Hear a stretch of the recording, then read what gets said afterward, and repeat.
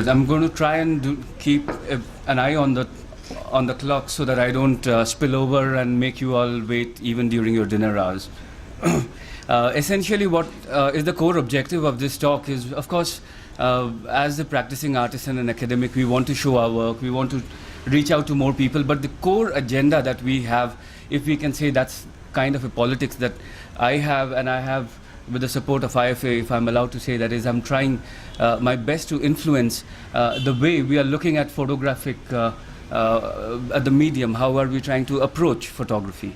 How are we approaching how to photograph and make records of different communities and people, including our personal lives and the lives of other people around us. And there are these representational debates, and that's the core that I want to address, that beyond the direct ways in which we do photograph communities and make records, there are alternative ways as well. And I'm not here to prescribe that the way I have photographed or the way I work is the way to do it. No, that's not the idea. The idea is that this is one of the ways, but can we, photographers and artists in our part of the world, can we start to think about how can we make a record of whatever is happening around us? Is the most direct way of pointing a camera and making a photograph and putting it all over the web on social media, is that the only way? Or are there more meaningful ways? We also need to start understanding the politics and the certain prejudices and biases we have in our own gaze, in our own ways of thinking, in our ways of perceiving, because what we photograph is on the basis of what we see. What we see is influenced by how we perceive what we are seeing. But what and how we perceive is influenced very much by, I was having this conversation over lunch with Anant, and we were talking about gender, how gender plays a part in it, where you are from, your nationality, your race, your origin, your geographical area, your socio-economic status, all of these inherently go on to create a certain bias. And if we are not aware of that, if we don't start acknowledging and understanding that, then our photographic practice or painting or sculpture or music or anything that we do to express and or to record, to make a record, archive and to express, is always going to have these certain biases. Is that the best way that we can tell stories about our people, our land? And now I'm not trying to be kind of an Occidental versus an Orientalist debate. I'm not getting into that, but we have to acknowledge who we are. What is the concept of time in our part of the world? What is the concept of color in our part of the world? Is it the same as that it is in Europe? Photography, of course, is a medium that has come from Europe. It was invented there, and it has traveled very fast. And over the last 170 odd years, we've been making records. We've been making photographs and putting it in the archives. The problem that young photographers today have is that we not only have to make images to compete with each other, as in not as a competition between an artist and another, but for the image to survive in today's image-saturated world. How will they survive? If your image and my image and everyone else's image looks the same way, then why would somebody want to have a look? And the moment they don't look at it, it means your image is going to die.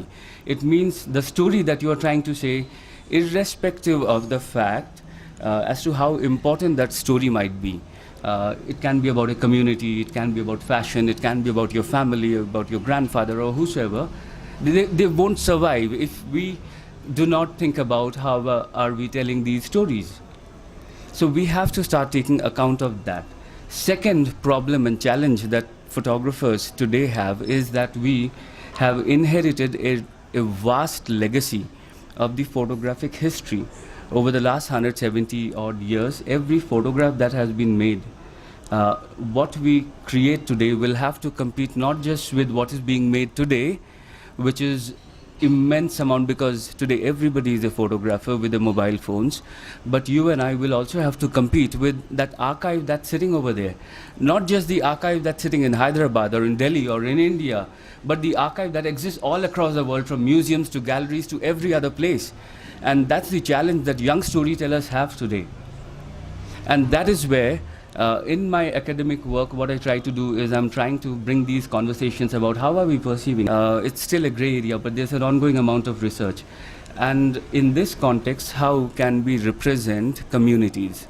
So that's the premise and the objective with which I'm here, and all of us over here are to talk. I'm going to start by telling you guys a little about the project location now. Now, I've set the objective and the tone as to why we are doing this, and then maybe that can trigger questions at the end if you're a practicing photographer. If you're not a professional photographer, you just make photographs because you like to do it. But you must realize, you and I must realize that we are creating records for tomorrow, and they're going to sit. They're going to sit somewhere, and somebody is going to use it in some way. So we need to take more control over our expression then.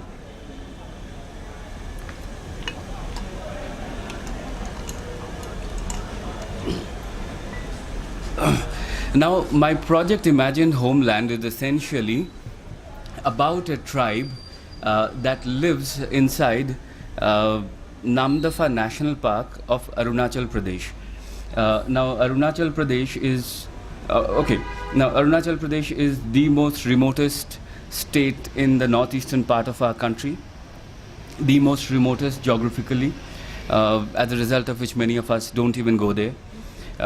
Now, within Arunachal Pradesh, there is the India-Myanmar border, that is the extreme eastern fringes of the country, all the more remote. And there sits this national park called Namdapha National Park and Tiger Reserve. And inside that national park, this tribe called the Lisus, they live there. They've been living there for many years, but they've never been recognized. They're not put in records that they exist. Until recently, until last month, they did not have a scheduled tribe status in this country. They've been severely marginalized, absolutely unrepresented in this country, in the whole political system. And I'm going to start talking more about it, but that's the broad context of that place and the people, and I'll talk more about it as we go on. But I wanted to start by looking a bit at about the history of photographic representation, the kind of record that has been made of you and me. I mean, not literally you and me, we didn't exist at that point in time. But the people of India series, under the rule of the colonialists, the British, when they were governing us, Lord Canning, he was interested to make a record of who are these Indians. And a lot of this happened as a response to the 1857 mutiny, because that's when the British kind of realized that they came really, really close towards losing India. And so Lord Canning and few others thought of how do we figure out a way to not lose our control over India. Lord Canning came up with this idea of doing a 7 or an 8 volume record, photographic record of India, of Indians. Who are they? Where are they from? What do they do? What caste do they have?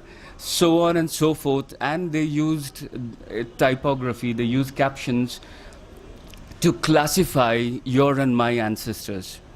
And this 7 volume People of India series is still in India. It sits in Al-Qadi Foundation for the Arts in their archive. It's there in the National Museum or the British Museum in London and quite a few other places. It's a very expensive volume.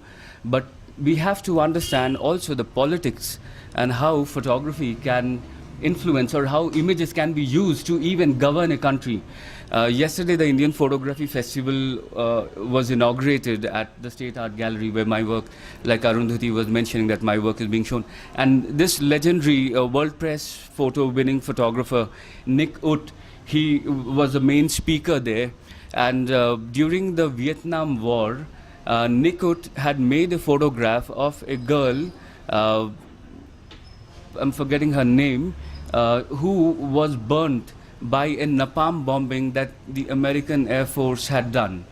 And that photograph actually catalyzed people's opinion against American presence in Vietnam.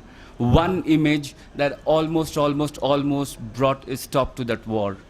And that can still be the power of an image, and we need to understand what we are dealing with. It's like working with a samurai sword. We just go around dangling it recklessly without realizing the power and potential of it. It can do good, but it can do a lot of damage as well. It's just that we think it's a very harmless, it's just a photo, man. Chalega, let's just share it, let's just make it. We stick a phone or a camera into the faces of somebody and say, it's just a photo, sir. But we need to read beyond. So the People of India series was done. And what they did was, after this book, this volume was essentially used by the British government to understand who are these Indians on the basis of their caste and tribes, etc. And that was used to figure out a way to govern Indians so that the British did not lose their control over the country. Now, that's a very famous series. Now, why I'm talking about it is because I want to show you the kind of images, and these are, this is what is the kind of the beginning of the colonial anthropological representation of tribes, of communities, of people, of the others. If it is not we, the colonialist, and we the colonialist, or I the colonialist, I'm sticking my camera into your face, then I'm representing you. And there are these power imbalances that are inherent in that. So here is an example from the People of India series. The caption says Mohammedan Judge Bareilly, and he's been made to sit in front of a neutral backdrop, and he's photographed with his beard, with his turban, how he looks and stuff. This is still a very gentle form. Another one where it is about how do they look, what is their occupation, what do they do, what caste are you from, are you dangerous, are you good, are you like a banya, are you from a trader community. And this People of India series classified meticulously. I'm forgetting the number of years it took, but it took quite a few years to make this volume.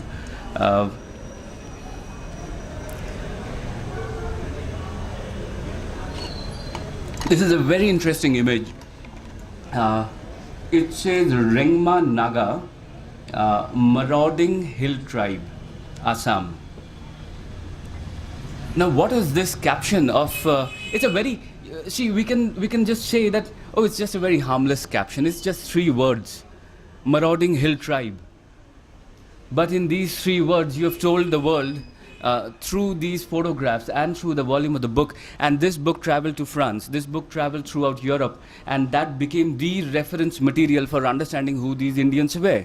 Because at that point there was no televisions, there was no daily newspaper, there were no websites that were transmitting information on a daily basis. It was all polarized, it was all controlled information, and so this is how we were classified as marauding hill tribes. This is the Jat, and there I distinctly remember this photograph. There is this, I could be mixing, probably it's a Gujar or a Jat tribe person standing with his lathi, with his stick. And you know, like in Rajasthan and many other places, people use these traditional sticks to move around. And it says, the caption had something like holding a dangerous weapon, to classify that this person or people from this tribe or this caste, they're dangerous people. And these were the exact captions, and that is how impression and opinion about Indians were formed largely across Europe in those days. And that was done by using the strategic and seemingly very harmless tool of a camera. And this is the same approach that many photographers are still continuing. The Western ones are doing it, the Eastern ones are doing it. I'm not trying to make this as a West versus East debate, it's not that, it's about representation, understanding what's going on. And so there are many photographers that I know of, and in fact when I was preparing for this talk, I started to think that, okay, I'm starting with the People of India series. I'm showing how the colonialists, the British officers, how they photographed and represented us. Should I not show how our Indian photographers are photographing their own people? And then I thought, okay, maybe that would be taking too much of a dig and I would be naming them, so maybe I shouldn't do that. But all of you have been privy to the kind of photographic culture we have had. We have always gone to a place because there's a certain novelty factor. Oh, they dress like this. Oh, have you seen their dagger? Oh, have you seen their necklace? Wow, they look gorgeous, man. Let's go and photograph them. Oh, you know, these Naga tribes, the Konyaks, they are headhunters. Can we go and photograph? We want to go and live. It's a sense of adventure. That's kind of the Wild West streak, that I want to go to this place, this John Wayne Rambo kind of an image. I'm going there, making an image, and I'm going to come back, show my work or in exhibitions and places and publications, and the world will be like, oh my God, look at these guys. They actually used to kill people, chop off their heads, and they had their skeletons, the skulls stuck in front of their doors. Wow. And then, oh shit, they're damn dangerous. They're wild. It could be dangerous to go and stay with them. They could chop off our head, and they could stick our skull on one of their walls. How that narrative went, what kind of an impression it formed. Travel photography, the genre of travel photography in itself has been and is a problem even today. To be very honest, I started actually as a travel writer. I was very much interested in this whole, adventurous feeling that I want to travel around the world. I grew up in the Andaman Islands, and even when I was a young boy, I used to, when my father used to go for work to some island, he'd be like, do you want to come? I said, yes, I want to come. And I would go into a tribal area and I would stay with them. And I had those first initial impressions. And I wanted to be a travel writer. I worked as a travel writer and a travel photographer for many years. And I distinctly remember a friend of mine I've spent quite a few years working in the not-for-profit sector, especially in natural disasters, child rights and child protection. And I have this friend from Andaman, he's from Assam, and we worked on child protection, post-tsunami response. And one day he wrote a Facebook comment. He said, Sharbendu, you're doing great with photography and travel stories, etc. But you've got so much more potential. I wish someday you start talking about the real issues rather than just doing this feel-good travel. And that one comment of his stayed with me. I think, Raj, how many years it's been post-tsunami for us? 2004, 2005? 11 years. So it's been kind of like 11 years. And I still remember that harmless quote, note that my friend left on my Facebook wall. And I'm like, is there more? If a friend believes, and is there more that I should do? I'm working with these people in disaster and chaotic situations. I'm dealing with people suffering, but how do I represent? But these are the baggages. But that's how I've learned. That's the kind of photography I learned. I was never taught how to photograph. I looked at different people's work. I saw it in newspapers and magazines, and that's how I picked up how to photograph. And then my own work has been a part of the problem, and I have to admit that I need to reflect and question my own practice. But all right, so from there, I have many Indian photographers have photographed this way, problematic. And if you're familiar with Edward Said's book Orientalism, where he talks about the Occident and the other and the self, and then you understand what it is about the self and the other, about representation. Now coming to my project conversation, now this is, I started this project in the year 2013, and I did not think that it's like a project or something long term. I just went traveling there with a journalist friend.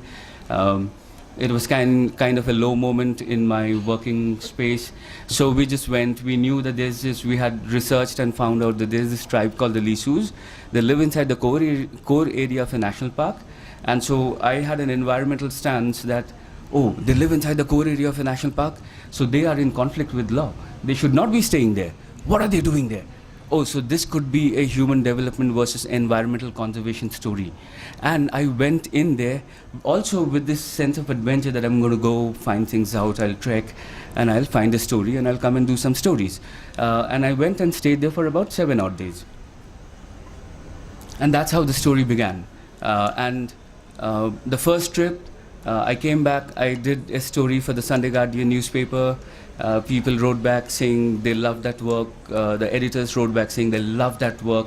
They're like, oh my God, we haven't had something so fascinating because of the way I had photographed it. But I had basically exoticized them. And I could realize this only a couple of years later when I had distanced myself from that work. All right, now, the project location, Namdapha National Park, is a contiguous forest that moves all the way from India and moves into Myanmar. It's a 20,000 square kilometer area. The Lisus came from, ancestrally, they came from the Yunnan province in China, traveled all the way down to Myanmar. That's where they were living. At that time, there was no India-Myanmar border. There was no border demarcation. Nobody used to live there. It was completely uncharted. You could not go into that terrain. It was so thick vegetation and wild, nobody knew what was there. But the Lisus were living there. One day, in 1963, there was a recon mission that happened under General Sumer Singh from Assam Rifles. He goes to the last border area called Vijayanagar and then finds out that there is this tribe who live here. But slowly, anyway, so they were asked to move further in so that they could make a settlement. They made an Air Force base, a landing ground, etc. And the Lisus were pushed further inward. In 1983, the government of India declared that to be a national park and a tiger reserve, and suddenly overnight these Lisus in their native land were illegal residents of their own land. Again, is the government not being a colonialist now? Just having a top-down approach of governance without care for the people who are there. So now what happens is, so this is an indigenous Tibeto-Burman tribe. The population is roughly about 4,000 odd, and many of them till date live inside the core area of the park, deep inside the park. Till date, there are no roads, there are no hospitals, there are no schools, there is no telephone network whatsoever. Any sort of thing that you think is essential for you and I to survive, anything, name it, and I can tell you it's not there. And it takes them 3 to 7 days to trek from the nearest town, which is Miao, to trek into that place. So it takes them a long time, and that's what they have to do on a daily basis. So every little thing like salt, groceries, spices, anything, kerosene, fuel, has to be lugged to their villages by porters, and they themselves do it. That portage charge of carrying these materials to them increases the cost of every commodity anywhere from 3 to 5 times. What is the price of salt? What is the price of salt that you all pay over here? Anybody? How much? 15 rupees. What is the highest that you pay for the price of salt in this country? What is the highest price that it can go to and the government will fall in this country? In this country, governments have fallen, right? Nepal and India had a massive issue because India stopped supply of salt to Nepal. So that's a very important issue. All around the year, the Lisus pay anywhere between 100 to 150, sometimes 200 rupees for each kilo of salt. Any spice, a packet of Maggi, biscuit, anything you name it, the price, add the price anywhere between 3 to 5 times. That's how they live, and they're poor people who live in the forest, no roads. The government has not given them anything, but that's how they live. And nobody in this country has ever known about them. That's one of the reasons why all of us from IFA and me, we are doing these, so that we start to know. And someday we hope that somebody, a researcher, an anthropologist, somebody would go and start researching, working with them, telling them that you are not isolated, that we care. All right, so that's the geographical location that you can see. So this red dot that you can see over there, that's where it is. That's the extreme end of India-Myanmar border. And think about where Hyderabad would be. You can see Telangana over there, and that's where they are. And we sit over here and we have complaints about what all we don't have. Okay, we have spoken about this. So this is an image that I had made initially, a portrait against a black backdrop.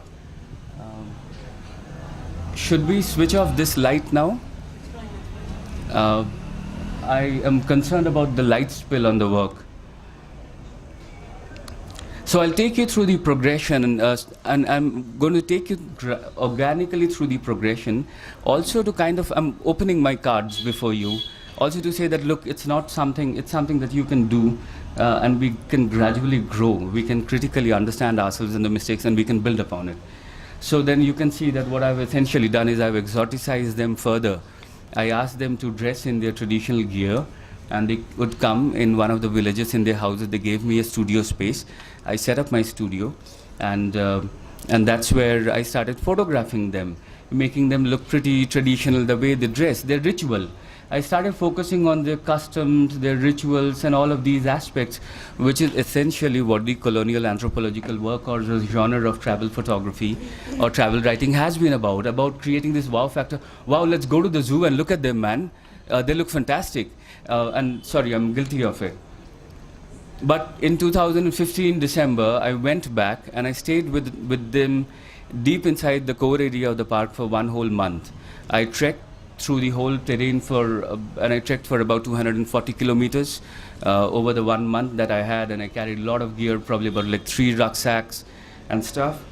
And what I was essentially gradually interested in is that I was lesser and lesser and lesser interested in showing how they look in their body. But I was growing more and more interested in how they think, how they feel, what is that they feel. If anthropology is about making a record of representing how they appear and dress and the material aspects, then why can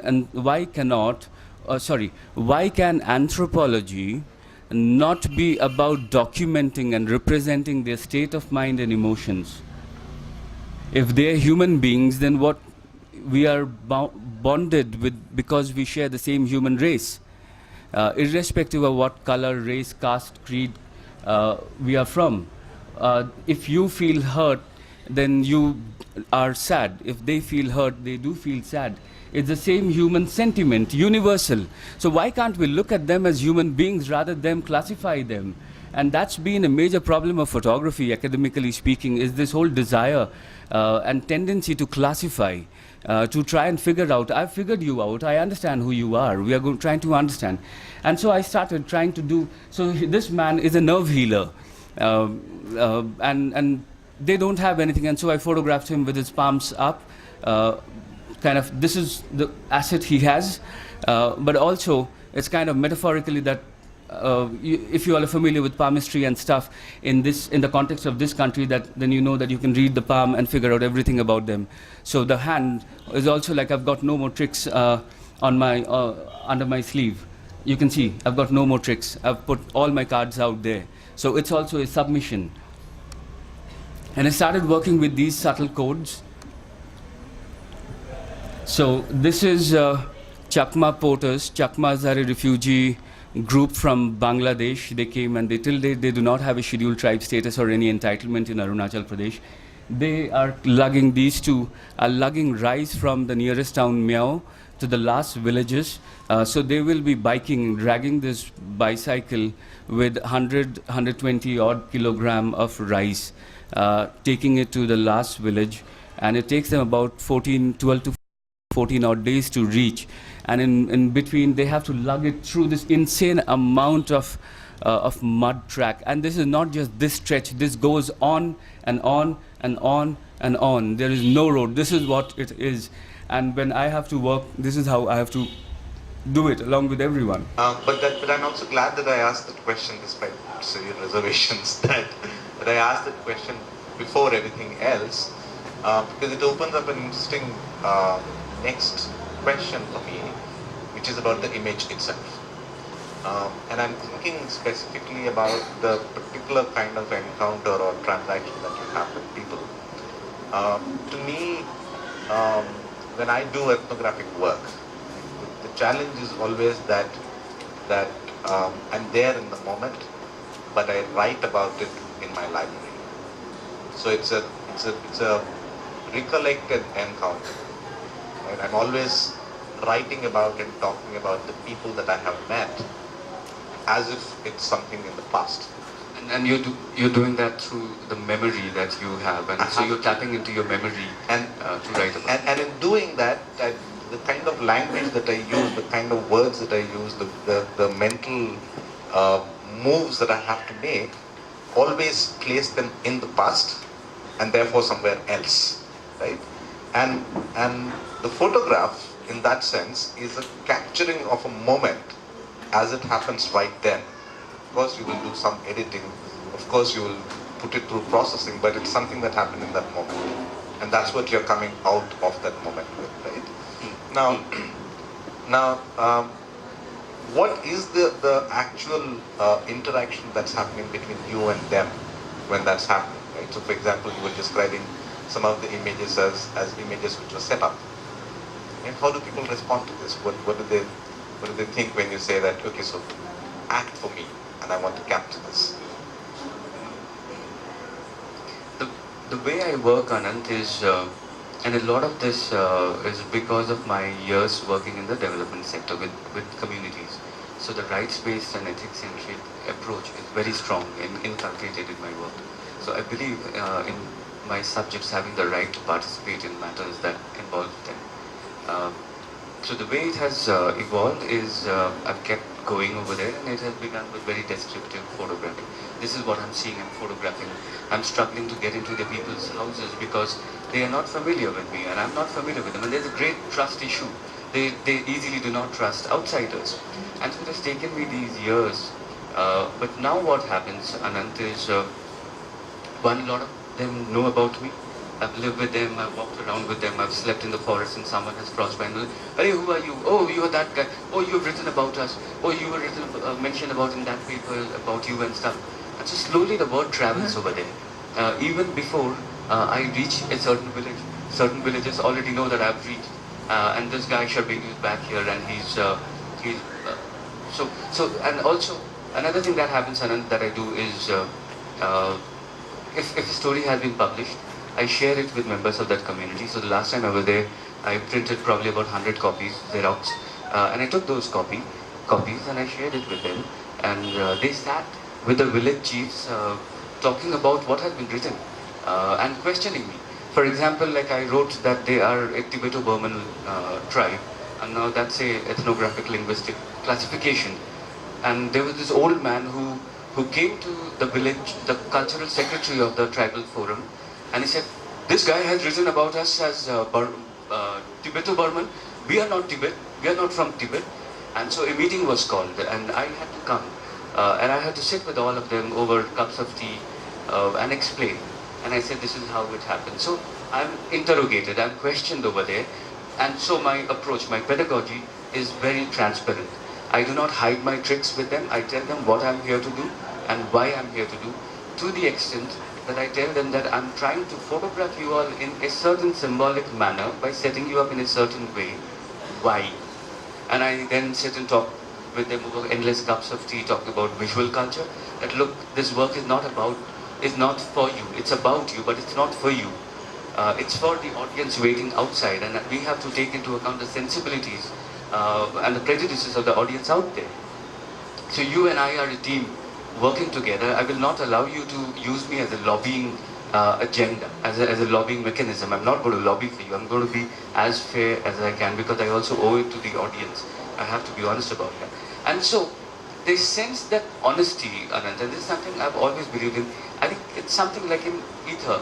It's not the words, but somewhere they start to sense that sincerity, not just about me, but with anybody. I remember this guy from 2016 trip. He came and asked me, "So you're making these photographs, how are we going to benefit?" And this guy's 16-year-old teenage daughter had died.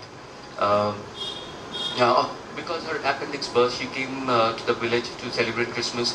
And by the time she was put on a stretcher and brought to the nearest town on stretcher, it was like five days or something like that. And she died. A 16-year-old girl died, and now he had this rage. He's also working towards saving the lives of other people so that they don't die. So he's a local doctor in the village.